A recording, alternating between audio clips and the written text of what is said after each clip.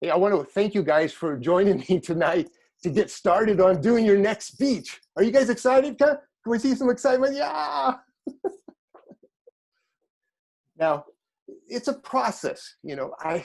When I started doing Toastmasters, and I've told you guys this story before, that I didn't get much help from anybody. So I had to just start reading and studying for myself. And so over the years, I've been in Toastmasters 7 years, and I've competed for like 5 years or so in contests. So I have a lot of experience now on doing speeches. And so what I want to share with you is the things I've learned. So let me just go ahead and start with this, do the screen share. Becoming a competent and confident speaker involves a journey. And it's a step-by-step process that we will begin looking at today. And to start, I want to share with something with you that may surprise you if you haven't heard me say it before. And that is this, that we're not in Toastmasters to give speeches. No, we're not. We're in Toastmasters to become better speakers. And there is a difference between those two things, because you can go through the motions of doing all kinds of speeches, but never improving. And so you've done speeches, but you're not getting better. So it's important that your goal is not to give a speech, but to improve as a speaker. Now, one of the secrets that I'll share with you to becoming a competent and confident speaker is developing a system for writing, for practicing, and giving your speeches. Systems are important. Now, I don't know if you guys know James Clear. He wrote the book Atomic Habits, and it's a bestseller. And here's what he had to say. Goals can provide direction and even push you forward in the short term. But eventually, a well-designed system will always win. Having a system is what matters. And committing to the process is what makes the difference. And see, that's key, committing to the process. You want to start developing a system and keep improving it and use it all the time. And you will find that the more you do it, the easier it becomes to do speeches and the quicker you get your speeches written and practiced and delivered. So at first, it takes much more time, but as you go, the time shortens. Now, I want to encourage you to use my system, my process for writing speeches for your beginning, to use it in the beginning. But over time, I encourage you to just adapt it and adjust it to what feels best for you. But let it be a starting point for you. Now, speech preparation steps. This is what I call my system, okay? It involves the steps in preparing to do each speech doing each speech that we have. Right? And it involves 3 things: creating content, practicing the delivery, and giving the speech. Now, in creating the content, that's writing the speech. Practicing the delivery is taking those words you've written and figuring out how to use your body and voice to deliver those words to an audience. And the giving the speech involves not only the actually saying of the speech, but it involves what you do right before you start the speech, like having water, making sure all your technology is all prepared, introducing yourself and walking around if you have the opportunity to shake hands with people and meet them ahead of time. So there's a lot of little things you can do right before a speech as well. So today we're going to begin the speaking journey by looking at creating content, how to create it. And that's the process, the system for writing speeches. And there are 3 major steps involved in creating content. And those are what you do before you begin writing your speech to help you write it. Then secondly, what you do during the writing process to write it. And then there's the 3rd step, what you do after you've written your speech to actually still continue improving it. Now today, all we're going to focus on is the very beginning of the 1st step. And so what is the 1st step? It's what you do, whoops, sorry, I got ahead of myself. What do you do before you start writing that? What can you do that will help you to create the content? Now, here's what's interesting. When I've mentored people and I've taken them through this process before, they would complain saying, William, this takes too much time. I just want to start writing it. I said, come on, the first time you do this, it takes longer, but then after time, it gets easier. And they would just go, oh man, I don't want to really do this. But I would make them do it anyway. And after they did the process, they said, oh my gosh, that made it so much easier to write the speech. So use the process and you'll find that it helps you a lot to write your speech. So what do we want to do first? The first step is we need to get to know the big picture of what we're going to speak about. Okay? Knowing the big picture serves as a guide to help you determine what you're going to write. You can think of it as a map to help you figure out how you're going to get to your destination. Now, we move on from this. How do you think that really works? I mean, what really is in a big picture? How do you get to know it? You get to know it by knowing three things. Knowing your objectives for the speech, knowing your audience, and knowing the purpose of your speech. Why are you giving the speech? What is in it for the audience? Okay? So today, we're only going to focus on the first one, knowing your objectives. Now, what are objectives? According to dictionary.com, objectives are something that one's efforts or actions are intended to attain or accomplish the purpose, the goal, the target. So I like the word accomplish. What we're trying to do with knowing the big picture is, what do we want to accomplish with this speech? What do others want for us to accomplish? What do we want to accomplish for the audience? And what do we personally want to get out of the speech to improve as a speaker? Okay.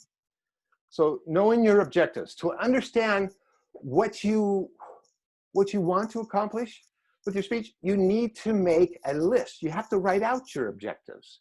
And the objectives serve as the guidelines to help you create your speech. So what should you include in your objectives? Okay. First of all, you should include your pathways objectives. Then you want to include your mentor's objectives. Since you're both being mentored by me, I have certain objectives I want for you. And I'll tell you in a minute. And then you have your personal objectives. So let's go through each of these and start with the pathway objectives. Or wait, better yet, let's do this. Let me go back here. What could you do different if you're, how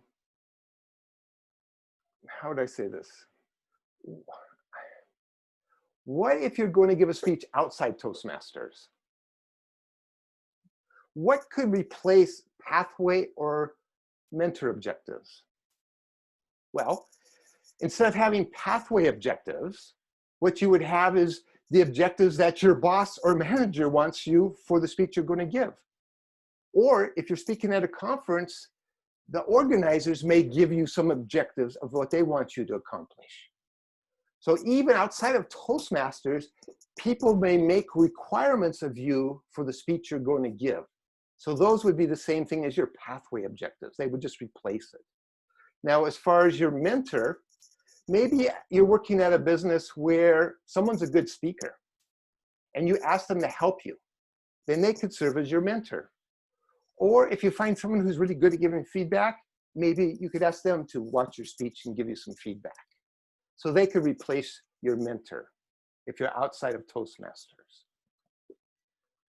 So now we have our pathways, our mentors. Now also, remember we've talked about our personal objectives, right? Now your personal objectives should be based on what you're going to want to accomplish with your speech, right? Now let's go on to really look in more detail of these. Now in your pathways objective, you have to begin by going to base camp. Now I'm sure this image I'm using now is old because they keep updating base camp.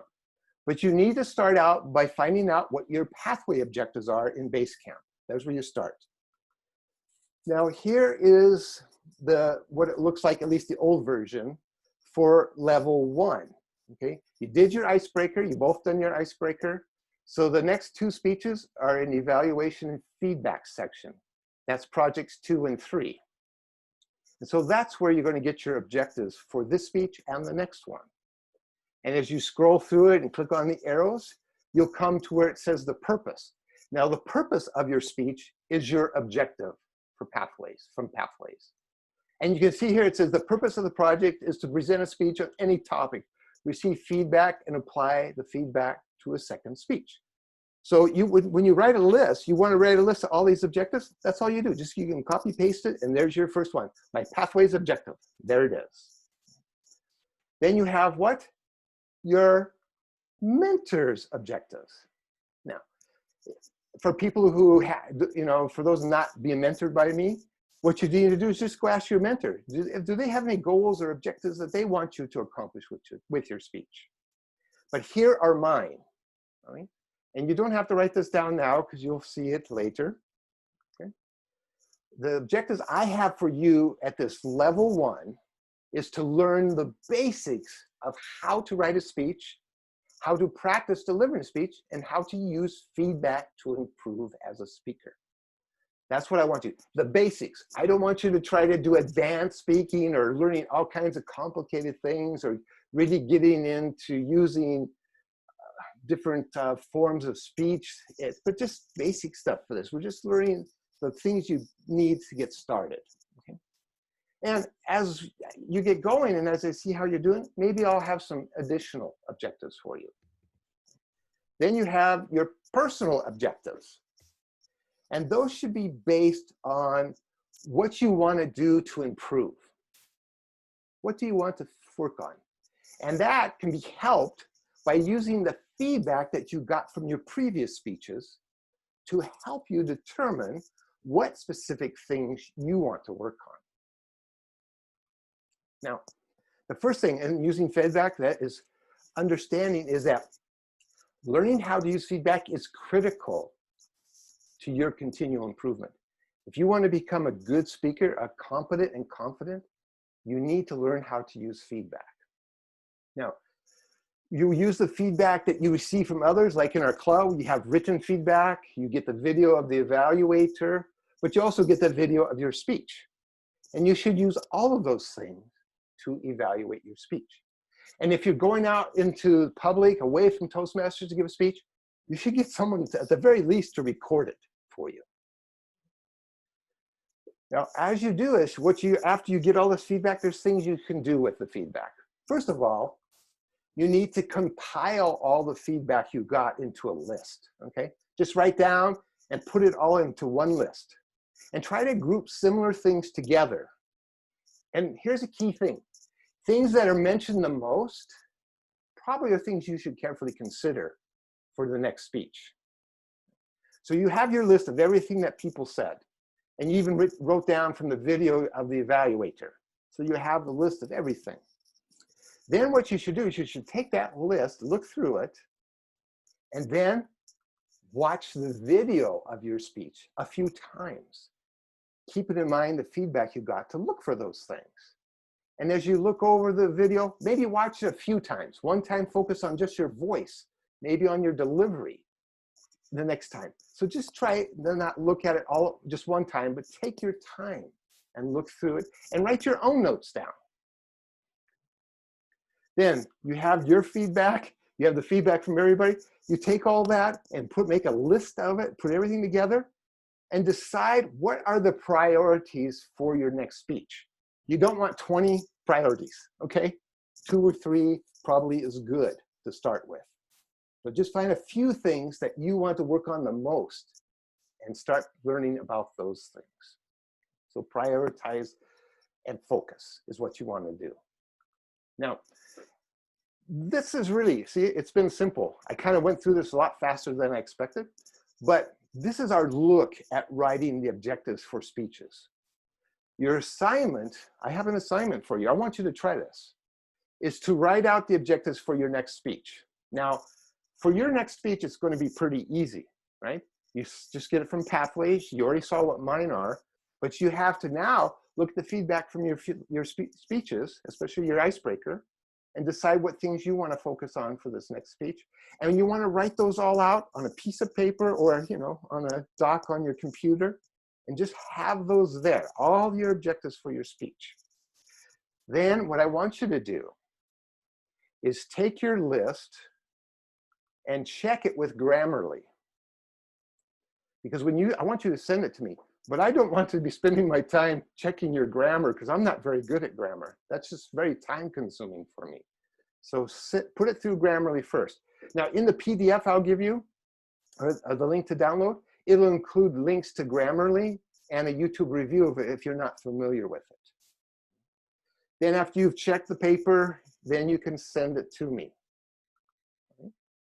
And you can do it two different ways. You can send it to me in a Word doc, or you can make a Google Doc, then make a copy of that Google Doc so I can mess around with it. You don't want to give me the original because then you'll lose all the stuff you wrote.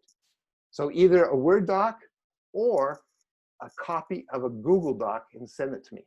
Now I think both of you know that I have a Mac, so I don't have Word, but Word is easily used, can be shown on a Mac, so it's no problem that way. But it limits the things I can get or receive. So that's it. And for me sending stuff to you, most of the time I do PDFs because I can't check the Word documents to see how they look. Now what I will do is I will type stuff in red and mark suggestions or change sections, and then I'll send the doc back to you. And then you can look at it and we can go back and forth a few times if you want. And then when we're both satisfied that you got it down pretty good, then you move on to the next step. And you can send me things by either email, Telegram, or WhatsApp. Now there's one more thing I want to encourage you to do. What is that? It's to take advantage of these trainings. They can help you become better at giving. They can help you become better at giving speeches. They really can. I encourage you to, when I give you the link to download the PDFs, is to, like tomorrow, is to review the training so while it's fresh in your mind, and then put to practice what you learned right then and write out your objectives. And every time you do this throughout all the trainings, try to do things as soon as possible while it's still fresh in your mind. If you wait a month in the future after a training, you're going to miss out because you've forgotten most of it already. So here's a principle, and I think we all know this. If you don't use it, you lose it. So get working on a speech right away. We're doing this over 2 weeks. You have next one will be Wednesday, so you have tomorrow and all day Wednesday. So you can work on that. Then what we go over on Wednesday about knowing your audience, then you can work on that Thursday, and then Friday we'll work on the next part. And then the next week we'll work on the actual writing of the speech. So these are ways of learning. By going through this process with you now, try to actually apply it to your next speech right now, even if you find it difficult. Now, I want you to become a better speaker. Do you want to become a better speaker? Do you want to become someone who's competent and confident? Then here's what you need to do. You need to be proactive in learning what are the best practices for speaking. Then you need to apply those in doing speeches. Speaking, you're learning things about speaking, then you're speaking, and then you get the feedback and you work on improving.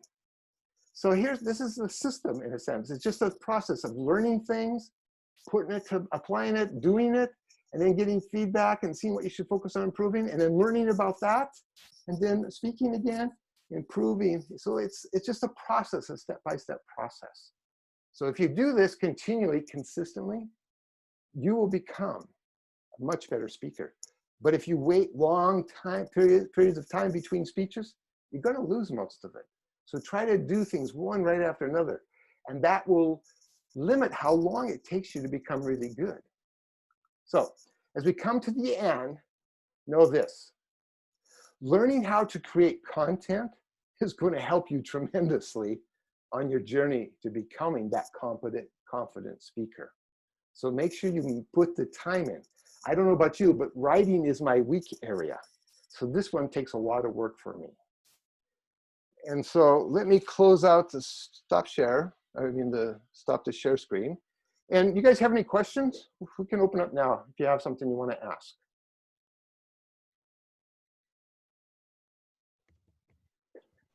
There was something I wanted to ask, but I forgot it. That's great.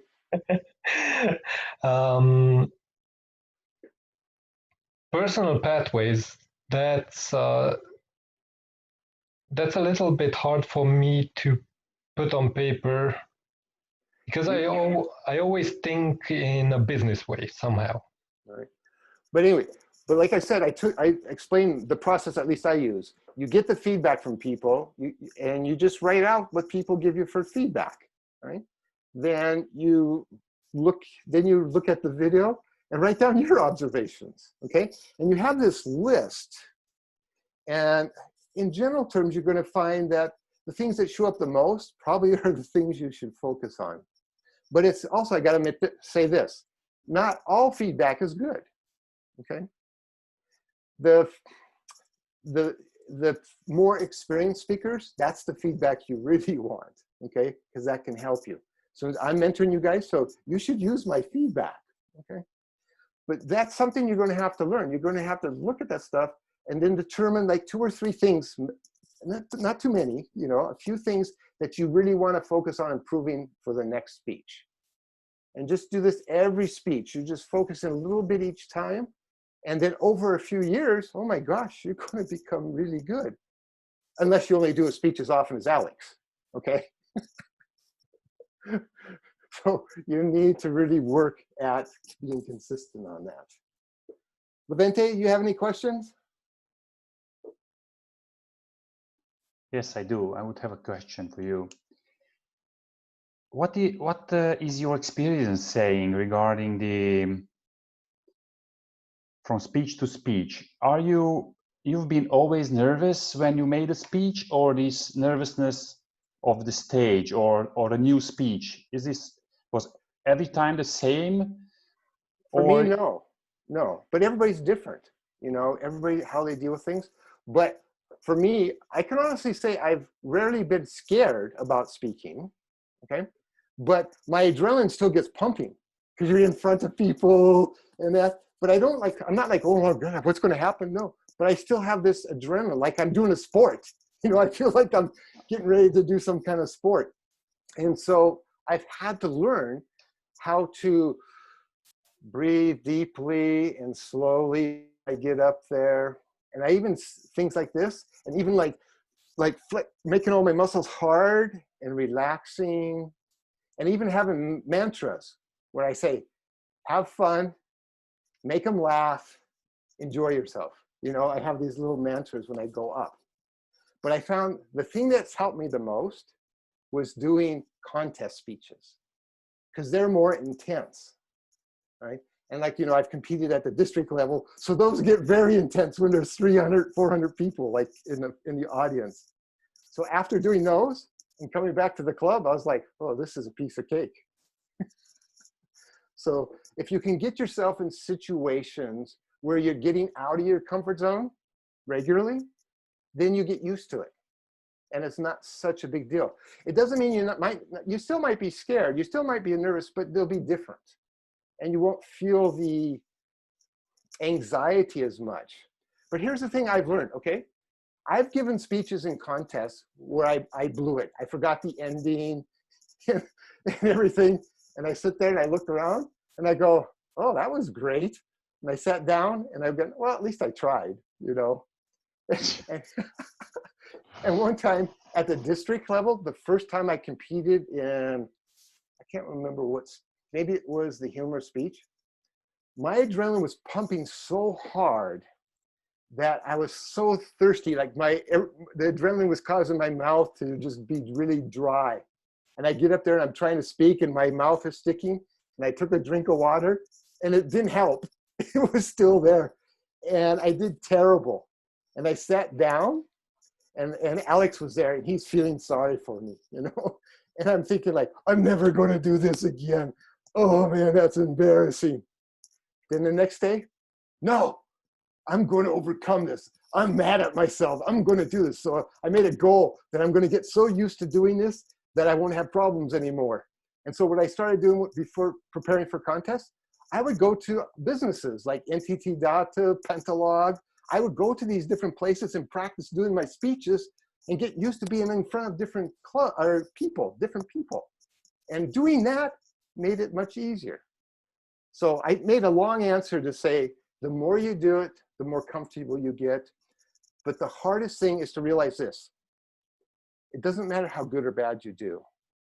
What you want to do is improve. Okay? That's your goal. It's not, do I do great? Do I have to start out by being great? No. You get up there and you do it, and there's your first step. Then you practice and get ready for the next speech. That's your second step. And you keep going like that. And over time, you'll develop that confidence that comes because you're competent. You're finding that you really know what you're doing. But the other thing is you have to get rid of those voices inside. You know, that's why I have those mantras where I'm telling myself, have fun, make them laugh, and you know, whatever. But just come up with these little mantras to make myself get my thinking off of like, oh my gosh, what are people going to think about me? Oh, what happens if I mess up? Believe me, if you mess up, it's not a big deal. You don't have lightning come down and kill you, okay? It's kind of all in our heads. We're worried about things that we really don't need to be worried about. Because most people, even if you mess up, you know what? They admire the fact that you got up there, okay? So don't worry about how good you're always doing.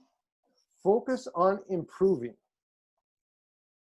Pas coup pas, step by step. So anything else? The Newts, anything for you? I'm still somehow blocked at the personal goals. The reasoning behind it is I've never wrote them down. I never had a long-term goal that I said, okay, that's my goal and I'm striving to go towards that. I was always, my only goal was improve, and then improve some more. Yeah. No matter what the case, what the scenario was. Okay, but you can agree that by looking at the feedback, it can help you decide what to work on, right? Of course, of course. All right. So do you have the feedback from your last speech, from your icebreaker? I sure hope I have it somewhere. And the video, did you keep the video from the the speech and also from the evaluation? Did you keep those? I should have them on my phone, yes. Okay, so here's what you can do. Go ahead and do your pathways objective. You know my mentor's objective. And then go back and look at your feedback in the speech or the video, and then write some things out, and then we can talk, okay? Okay. I was actually thinking about doing the icebreaker a second time. All right, well, you're perfect, you can do that, that'd be fine. So, because I checked, yeah, that's what I wanted to tell you. I checked in boot camp the other days, and my icebreaker is not finished, like it's still active. Okay, because you didn't go in there and finish the final evaluation. Because you have to go in there, because in the beginning you fill out the things that you know, where you feel you're rated at, but you have to go in and do it at the end. And once you do it at the end, then you're out, then you're done with that. So I feel like that would be the best step to take for me under the circumstances. Yeah, especially since it's been a while since you did your icebreaker. See? So I would suggest still go in and look at the feedback you got and then deciding what you want to try to focus on to improve. Okay? Yes. All right. Okay. So thanks you guys for joining today. And I hope, you know, I can be some help to you as you go on your journey. Because I've been there, you know, and I can kind of say, hey, here, try this, do this, and see how it works for you. But we're all different. Like I said, use what I share with you as a beginning point, then over time adapt it to what's best for you. Because you know best what's best for you, all right? All right, so thank you very much.